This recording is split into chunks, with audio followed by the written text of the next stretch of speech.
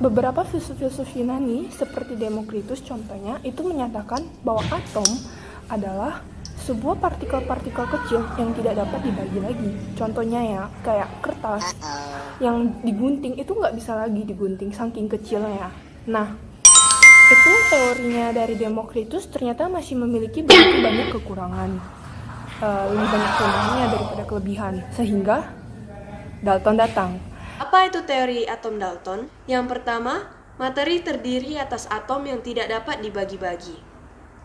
Yang kedua, semua atom dari unsur kimia tertentu memiliki massa dan sifat yang sama. Yang ketiga, unsur kimia yang berbeda akan memiliki jenis atom yang berbeda. Yang keempat, selama reaksi kimia, atom-atom hanya dapat bergabung dan dipecah menjadi atom-atom yang terpisah, tetapi atom tidak dapat dihancurkan dan tidak dapat diubah selama reaksi kimia tersebut. Yang kelima, suatu senyawa terbentuk dari unsur-unsurnya melalui penggabungan atom tidak sejenis dengan perbandingan yang sederhana. Kelebihan dari teori atom Dalton ada dua. Yang pertama, teori ini bisa menjelaskan perbedaan unsur dan senyawa. Yang kedua, teori ini juga bisa menjelaskan bagaimana senyawa terbentuk. Namun, teori atom Dalton juga memiliki kelemahan. Yang pertama, ia tidak bisa menjelaskan apa yang membuat atom tiap unsur berbeda. Yang kedua, ia tidak bisa menjelaskan bagaimana atom berikatan dengan atom yang lain. Dan yang ketiga, ia juga tidak bisa menjelaskan asal-usul muatan atom. J.J. Thomson memperbaiki kelemahan dari teori atom Dalton. Elektron adalah partikel yang bermuatan negatif, bahwa sinar katode merupakan sebuah partikel, karena dapat memutar baling-baling yang diletakkan di antara anode dan katode. Partikel tersebut merupakan partikel penyusun atom yang bermuatan negatif, yang kemudian disebut dengan elektron.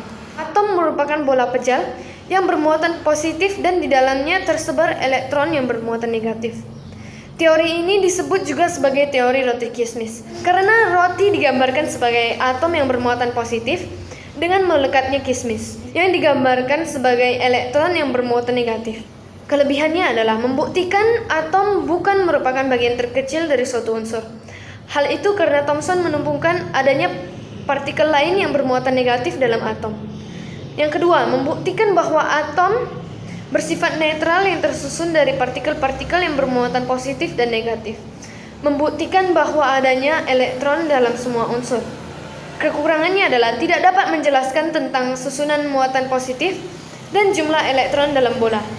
Yang kedua adalah tidak dapat menjelaskan tentang inti atom. Rutherford menyangkal kebenaran dari teori atom Thomson yang mengatakan bahwa atom merupakan bermuatan positif dan dikelilingi oleh elektron yang bermuatan negatif seperti roti kismis.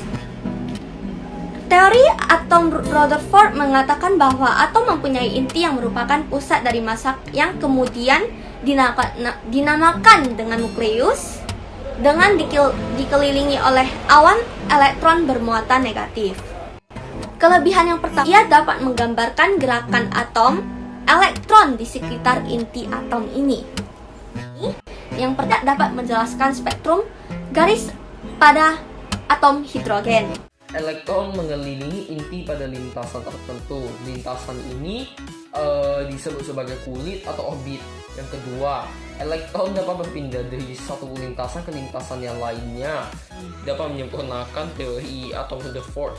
Dan yang kedua, dia dapat menjelaskan adanya kulit atau orbit di dalam atom-atom. Dia hanya dapat menjelaskan spektrum atom hidrogen saja. Apabila atom yang lebih kompleks, teori ini tidak dapat menjelaskannya. Yang kedua, asumsi bahwa elektron mengelilingi inti dalam orbit melingkar. Dia bilang hanya dapat orbitnya melingkar, tetapi ada juga atom-atom yang orbitnya berbentuk elips. Jadi juga dapat menjelaskan adanya garis-garis halus pada spektrum atom hidrogen. Si Bohr ini bilang elektron hanya sebagai partikel. Teori atom selanjutnya menggunakan sifat dualisme elektron, yaitu sebagai partikel dan gelombang. Sifat ini menyebabkan kedudukan elektron dalam atom tidak dapat ditentukan, tetapi merupakan kebolehjadian.